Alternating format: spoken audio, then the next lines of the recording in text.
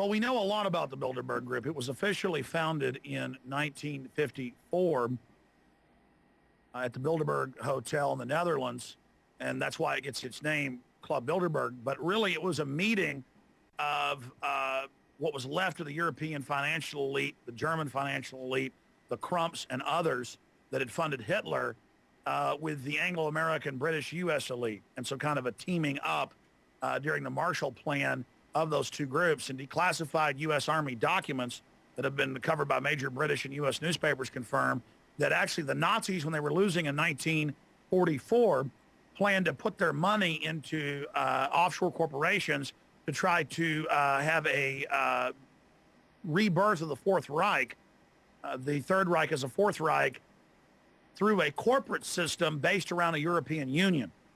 And so it's on record that the Nazi Prince Bernhard of the Netherlands, consort to the Queen Beatrix, actually set up the Bilderberg Group meeting officially in 54, but it was set up really before that.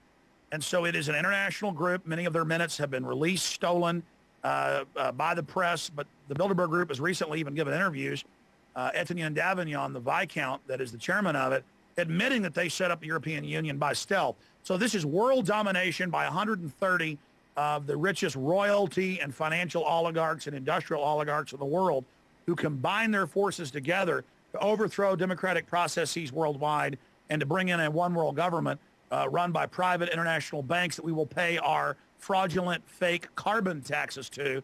And all these decades we've warned people, they've now admitted it all and are kind of coming out in the open, announcing they want a world government to control every facet of our lives. So this is world tyranny, world imperialism by a group of private banks that use command and control economies, socialist economies predominantly, to socialize the country's wealth, but then conduit that to the private bankers above them. Sure, we know quite a bit now because of declassified Army documents that have been in the U.S. and British press recently. Also, Bilderberg has become more arrogant because they've already been exposed, so why not go public? Releasing documents how they covertly set up the European Union with the Treaty of Rome in 1957, though the public's told the European Union was set up in 2000. The Bilderberg Group is 130 royalty, bankers, heads of industry, who've been officially meeting since 1954, and their stated goal is to set up global governance or world government based around a European Union in allied operations with the Anglo-American establishment based in the United States and England. And in 1954 was the first official meeting, but it's been declassified in U.S. Army documents that the Germans knew they were going to lose by 1944. So they decided to put their hundreds of billions of dollars of stolen loot into dummy corporations to then set up a European Union in the near future. And so the Bilderberg Group is a merger of Nazi assets with the Anglo-American establishment for world domination against Russia, China, Central and South America, and Asia and Africa. And this is what the globalism is, what the New World Order is. So they're bankrupting the world economy by design, and we had sources inside Bilderberg this year that confirmed this. They're bankrupting the world economy by design, lowering oil prices by design to bankrupt Saudi Arabia, Russia, Venezuela. And by the way, George Soros, since we broke this months ago, has bragged at Davos that, oh, yes, they've lowered oil prices to bankrupt things. So they're very proud of this to exacerbate the world depression so they can then pose as the saviors, bringing in a new financial architecture, giving themselves even more power with a new Bank of the World that we will pay our carbon taxes to. So this is a hellish system. It's not free market. It is private oligarchs who are tired of having to work through governments they control, openly setting up a world government of their own, and then having the governments that they bought and paid for sign on through treaties as signatures to that system. And Bilderberg 2009 had the greatest security that we've ever seen. Bilderberg 2009, they arrested dozens and dozens of private citizens just walking down the beach. London Guardian reporter Charlie Skelton was arrested twice. American Free Press reporters were arrested.